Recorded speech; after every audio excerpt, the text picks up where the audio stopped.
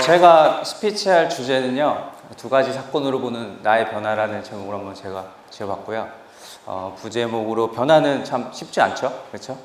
그렇지만 분명히 얻는 건 존재한다라는 저의 이야기를 한번 나눠볼까 합니다. 저는 2017년에 불혹이란 나이를 달성했고요. 근데 그 전에는 제가 1년에 단 한 권도 책을 읽지 않았던 중년입니다. 2007년에는 제목이 기억나지 않는데 어떤 소설책 한 권을 제가 선물 받아서 그걸 한 권 읽었던 것 같고요. 그 2013년도에 정의란 무엇인가라는 책을 읽었던 것 같아요. 그 뒤로 2017년 12월부터 본격적으로 제가 책을 읽기 시작을 했습니다. 그래서 그때는 5권을 읽었고, 보시다시피 작년에는 89권을 읽었고, 올해는 지금까지 65권을 읽고 있습니다. 그래서 보면 10년 동안 딱 2권을 읽었네요. 네, 근데 지금 최근에 1년 8개월 동안 159권을 읽었고요. 그리고 저는 이뿐만이 아니라 서평을 135권을 지금 작성하고 있습니다. 그리고 블로그에다 모두 남기고 있고요.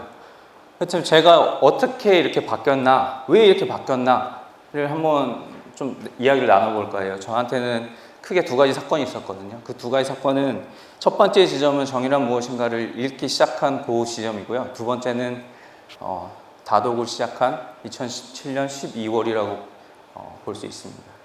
저의 삶을 정말 크게 뒤흔든 사건이 하나 있었는데 그게 가족 관계의 불안이라고 저는 한번 이름을 지어봤습니다. 저희 아들인데요. 올해 10살이거든요. 근데 아침에 출근할 때 아빠 언제 와? 출근하는데 언제 오는지를 물어보는 참 사랑스러운 아들인데 저는 이 아들이 5년 전만 해도 저랑 그런 얘기를 단 한 번도 한 적이 없어요. 그래서 아이와 굉장히 어색한 관계였고요. 아내가 없는 아빠랑 단둘이 있을 때는 아이가 무서워서 울기도 하는 그런 아이였습니다.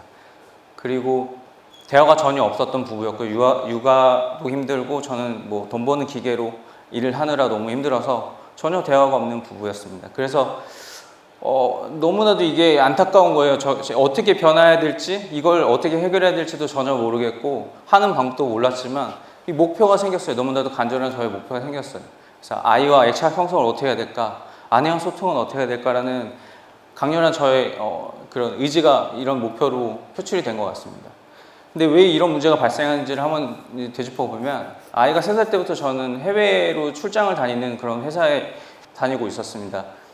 약 2-3달 정도 이제 출장을 갔다가 국내에는 한 5일 정도 있다가 다시 왔다 갔다 하는 그런 시간을 보내는데요. 아무래도 이런 해외 출장들 때문에 가족과 소통은 전혀 단절될 수밖에 없었고 만나지를 못하니까 어떻게 얘기를 할 수가 없잖아요. 그래서 이런 소통이 단절되었습니다. 그래서 이 출장이 문제다, 나한테는 출장이 문제다라고 생각을 해서 제가 출장이 없는 회사로 이직을 했는데요.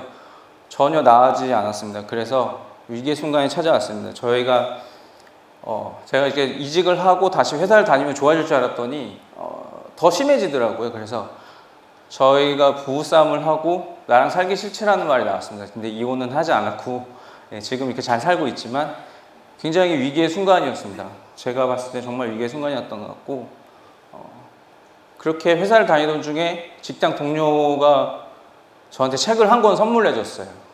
그 책을 읽고 토론하게 된 게 바로 이 정의란 무엇인가라는 책이었고요.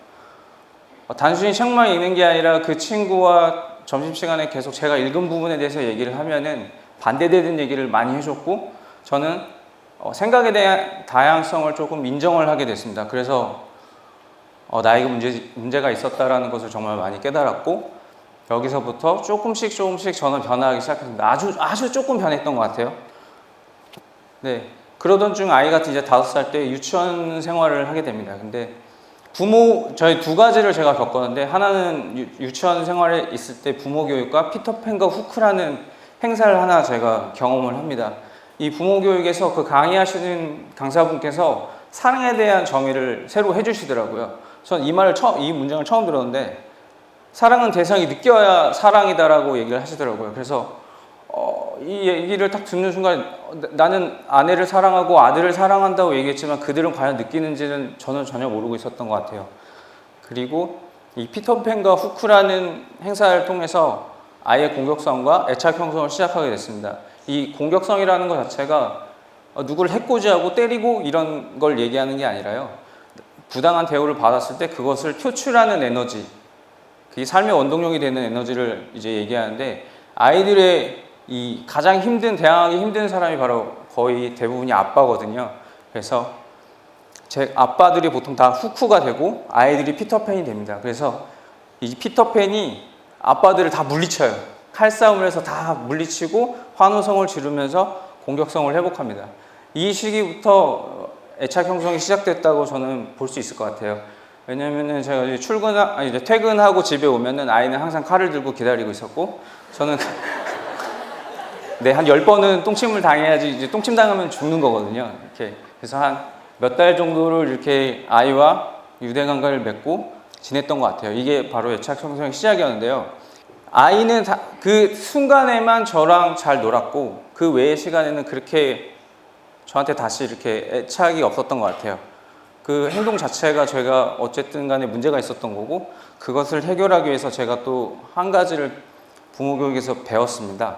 이게 1초, 1분, 1시간 법칙인데요. 그 강의하시는 분이 본인의 사례를 들어가면서 이 얘기를 해주셨어요. 근데 본인도 그렇게 아이와 안 좋은 경험이 있었는데, 보통 자기가 그 기간을 3배 정도를 지냈더니 아이가 괜찮아졌더라라고 얘기를 하더라고요. 그래서 제가 보니까 저는 아들하고 그 출장 다녀온 그 시간이 1년이잖아요. 그러니까 그럼 나는 3년을 해야겠다라는 생각이 들더라고요. 어느 정도 그 목표가 보이지 않으면 너무나도 불확실성하고 그렇기 때문에 이걸 행동하기가 힘든데, 저는 딱 3년 하면 돼라는 생각이 너무 들어서 이 법칙을 제가 지금도 하고 있는데 3년만 해보자라는 생각을 했습니다. 이 법칙을 잠깐 설명드리면 1초입니다. 1초는 아이의 부름에 반응하는 시간을 얘기를 합니다. 보통 부모들이 아이가 엄마, 아빠 이렇게 부르면은 핸드폰을 보면서 그래 왜 이렇게 대답을 하는데, 그러지 말고 1초 안에 아이를 직시하고 눈을 마주하며 그 아이의 부름에 응답하라는 시간입니다. 네, 1초입니다. 1초 안에. 부족하진 않으시겠죠, 시간이? 1분임, 다음은 1분인데요. 이건 아이의 말에 경청하는 시간입니다. 보통 부모들이 이제 직장에 갔다가 돌아와서 퇴근하면은 아이는 굉장히 바빠서 엄마, 아빠를 보면서 그날 있었던 이야기를 많이 하려고 합니다. 근데 보통 부모님들 집에 딱 도착하자마자 씻고 싶고 옷도 갈아입고 싶고 뭐 가방도 내려놓고 싶고 하기 때문에 그 아이의 말을 그렇게 귀담아 듣지 않거든요. 근데 그 모든 것을 다 멈추고 아이가 먼저 얘기하는 것을 1분간 들어주라는 얘기입니다. 1분 정도 들어주면 아이는 텐션이 좀 내려가고요. 그때 부탁을 하시면 됩니다. 엄마, 아빠가 이제 옷을 갈아입어도 될까? 세수해도 될까? 라고 하면은 아이는 그 텐션이 낮아져 있기 때문에 허락을 해줍니다. 여러분을 배려해 줄 거라고 믿습니다. 그 다음은 1시간인데요. 아이와 온전히 놀아주는 시간을 얘기를 합니다. 이거는 뭐 매일 1시간 놀아주라는 게 아니라 일주일에 1시간 정도는 아이가 주도적으로 원하는 거를 해줘라 라는 뜻입니다. 보통 아이와 놀아주라고 하면은 부모들이 원하는 걸 하려고 해요. 우리 어디 갈까? 이거 할래? 저거 할래? 그렇지만 아이가 정말 원하는 거를 1시간 정도는 주도적으로 아이가 이렇게 놀 수 있게 해주라는 이야기입니다. 아이와 이렇게 애착 형성을 어느 정도 가졌는데, 가만히 생각해보니까 제가 누군지 잘 모르겠더라고요. 저는 이제 취미가 없었어요. 취미가 전혀 없었고, 독서하기 전에는 아예 없었고, 그냥 회사 왔다 갔다 하는 사람이었는데, 아내가 저한테 그러더라고요. 왜 이렇게 인생을 재미없게 사냐? 취미도 없이. 생각해보니까 저도 되게 재미없게 산 것 같더라고요. 그래서 도대체 나는 뭐지? 나는 누구지? 라는 생각을 많이 했습니다. 그 원인이 여기 있었던 것 같아요.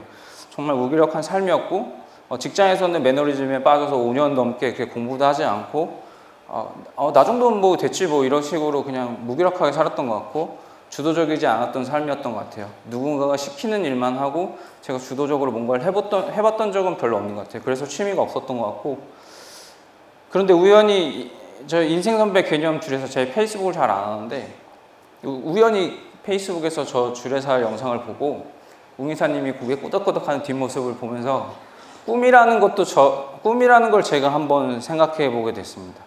나는 꿈이 뭘까? 나의 그 꿈을 알아가려면 어떻게 해야 되지? 그랬더니 이 인생공부 팟캐스트와 체인지그라운드의 그 카드뉴스를 쭉 보면서 책을 읽어야겠다라는 생각이 들더라고요. 그래서 책을 샀는데 그 2017년 9월에 제가 책을 이제 자비로 처음 책을 구입을 했었습니다.